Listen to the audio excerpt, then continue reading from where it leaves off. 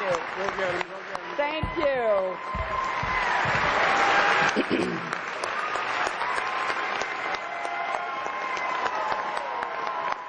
Thank you.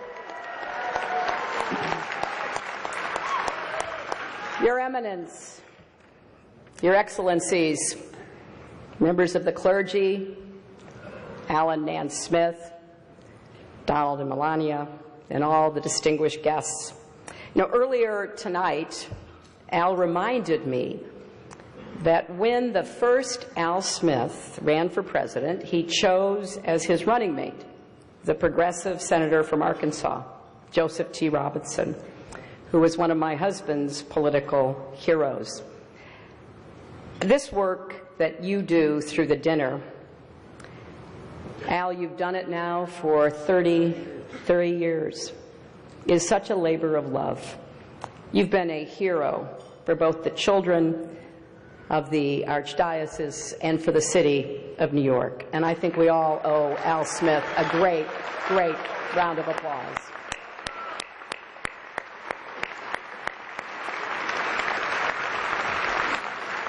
This is such a special event that I took a break from my rigorous nap schedule to be here. And as you've already heard, it's a treat for all of you too, because usually I charge a lot for speeches like this. But for me, it was kind of ironic thinking about a fiery populist, Al Smith. If he were here today and saw how much money we've raised for needy children, he'd be very proud.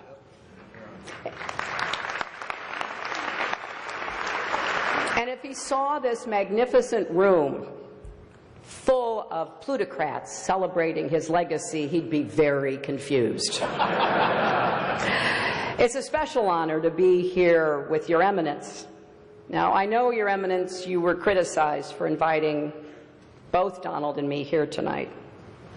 And you responded by saying, if I only sat down with those who were saints, I'd be taking all my meals alone. Now, just to be clear, I think the Cardinal is saying I'm not eligible for sainthood. But getting through these 3 debates with Donald has to count as a miracle.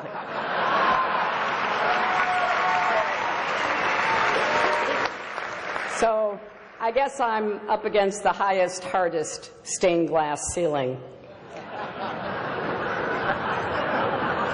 But Your Eminence, you do deserve great credit for bringing together 2 people who've been at each other's throats. Mortal enemies, bitter foes. I've got to ask, how did you get the governor and mayor here together tonight?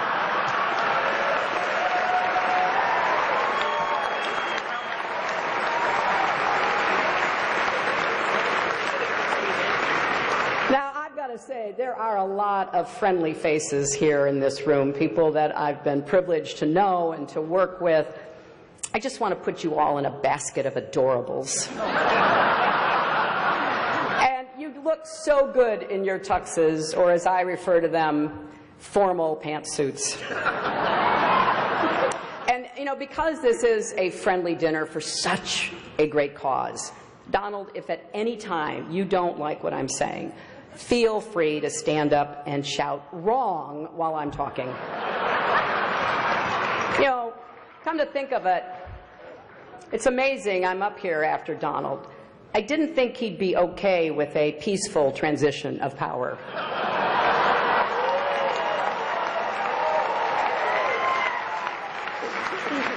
And Donald, after listening to your speech, I will also enjoy listening to Mike Pence deny that you ever gave it. You know, I've had the privilege of being at the Al Smith dinners in years past, and I always enjoy it. But remember, if you're not happy with the way it comes out, it must be rigged. And it's always a special treat for me to be back in New York, a city that I love and which I think truly embodies the best of America. You know, don't you think? People look at the Statue of Liberty and they see a proud symbol of our history as a nation of immigrants, a beacon of hope for people around the world. Donald looks at the Statue of Liberty and sees a 4. Maybe a 5 if she loses the torch and tablet and changes her hair. You know, come to think of it, you know what would be a good number for a woman? 45. But I digress. Now, I'm going to try my best tonight. But I understand I am not known for my sense of humor. That's why it did take a village to write these jokes. People say, and I hear them, I know, they say, I'm boring compared to Donald. But I'm not boring at all. In fact, I'm the life of every party I attend, and I've been to 3. And when the parties get out of hand, as occasionally they do, it's important to have a responsible chaperone who can get everyone home safely. And that is why I picked Tim Kaine to be my vice president. Now, you notice there is no teleprompter here tonight, which is probably smart because maybe you saw Donald dismantle his prompter the other day. And I get that. They're hard to keep up with, and I'm sure it's even harder when you're translating from the original Russian.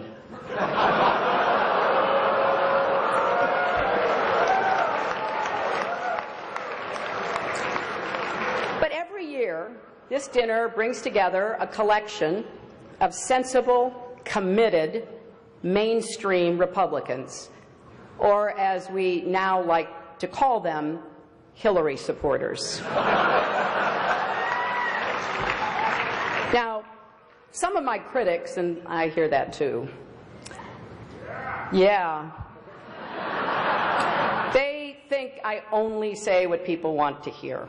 Well, tonight that is true. And here's exactly what you want to hear.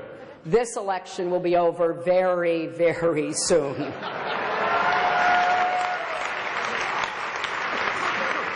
And look at this dais. We got Charlie Rose and Maria Bartiromo and Chris Matthews and Gayle King and Norah O'Donnell and Katie Couric. This counts as a press conference, right? It is great also to see Mayor Bloomberg here.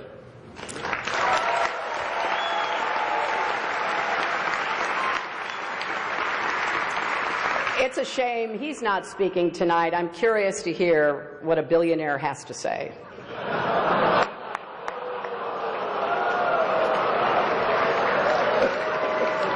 And look else at the dais. We've got the Honorable Chuck Schumer, the Honorable Andrew Cuomo, the Honorable Mike Bloomberg, the Honorable Bill de Blasio, the Honorable David Dinkins, and so many other wonderful elected officials. And we have Rudy Giuliani. Now, many don't know this, but Rudy actually got his start as a prosecutor, going after wealthy New Yorkers who avoided paying taxes. But as the saying goes, if you can't beat him, go on Fox News and call him a genius. So as I've said, we've now had our third and thankfully final debate. Sharing a stage with Donald Trump is like, well, nothing really comes to mind. There is nothing like sharing a stage with Donald Trump. Donald wanted me drug tested before last night's debate. And look, I got to tell you, I am so flattered that Donald thought I used some sort of performance enhancer. Now, actually, I did. It's called preparation.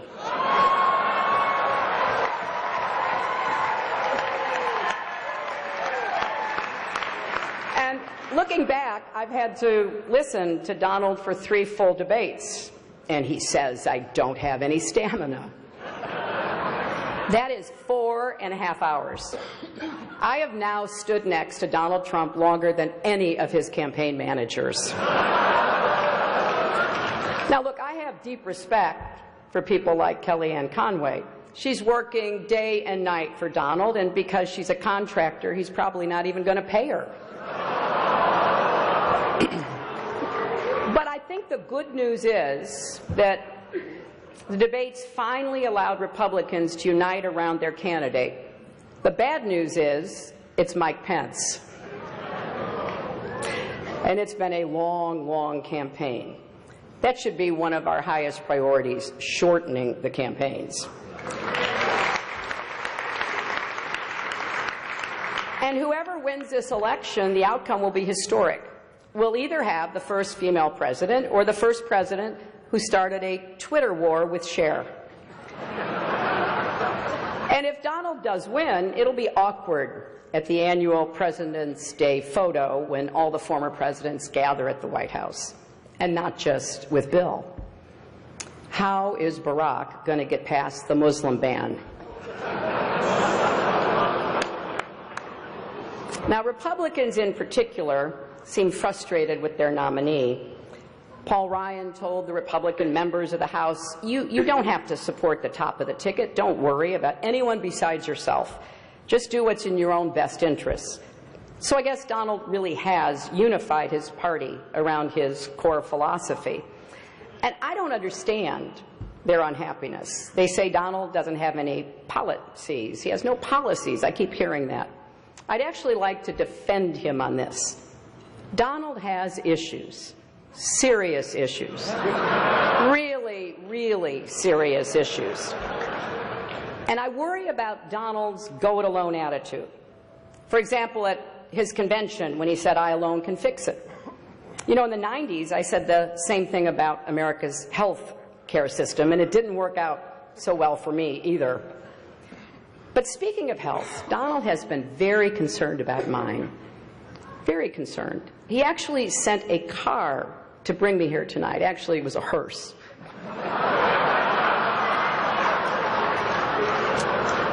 But I kind of want to just put the information out there so everybody can draw their own conclusions and you can judge our relative health. We've each released our medical records. My blood pressure is 100/70. His is unbelievably great. My cholesterol is 189. His is presidential. My heart rate is 72 beats per minute. His is the most beats ever or the least beats ever, whichever sounds best. But Donald really is as healthy as a horse. You know, the one Vladimir Putin rides around on.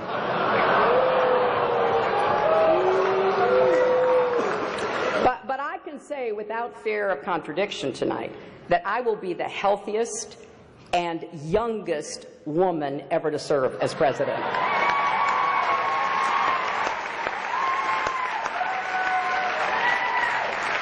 But this has really been a strange campaign. You saw it last night. You saw it again tonight. Donald has attacked me for a life in public service, and I didn't get that at first. I kind of get it now. As he told Howard Stern, he doesn't like it when women have been around for more than 35 years. But Donald, we have so much more in common than actually you may realize. For example, I've tried to inspire young people by showing them that with resilience and hard work, anything is possible, and you're doing the same.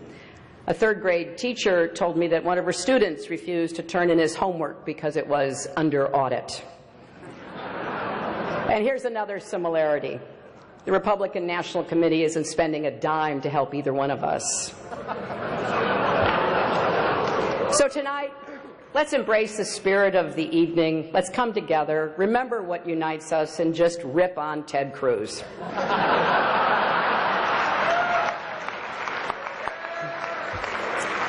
I hope you enjoyed my remarks tonight. I said no to some jokes that I thought were over the line. But I suppose you can judge for yourself on WikiLeaks in the next few days. Donald will tell us after the benediction whether he accepts that this dinner is over. He has to wait and see. But there's nothing funny about the stakes in this election. In the end, what makes this dinner important are not the jokes we tell, but the legacy that we carry forward. It is often easy to forget how far this country has come. And there are a lot of people in this room tonight who themselves, or their parents or grandparents, came here as immigrants, made a life for yourselves, took advantage of the American dream and the greatest system that has ever been created in the history of the world to unleash the individual talents, energy, and ambition of everyone willing to work hard. And when I think about what Al Smith went through, it's important to just reflect how groundbreaking it was for him, a Catholic, to be my party's nominee for president. Don't forget, school boards sent home letters with children saying that if Al Smith is elected president, you will not be allowed to have or read a Bible.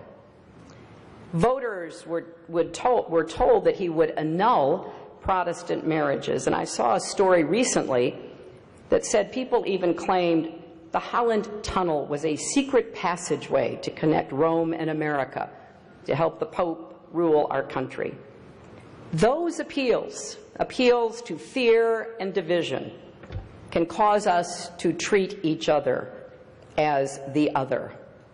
Rhetoric like that makes it harder for us to see each other, to respect each other, to listen to each other, and certainly a lot harder to love our neighbor as ourselves. I believe how we treat others is the highest expression of faith and of service. Now, I'm not Catholic, I'm a Methodist, but one of the things that we share is the belief that in order to achieve salvation, we need both faith and good works. And you certainly don't need to be Catholic to be inspired by the humility and heart of the Holy Father, Pope Francis, or to embrace his message.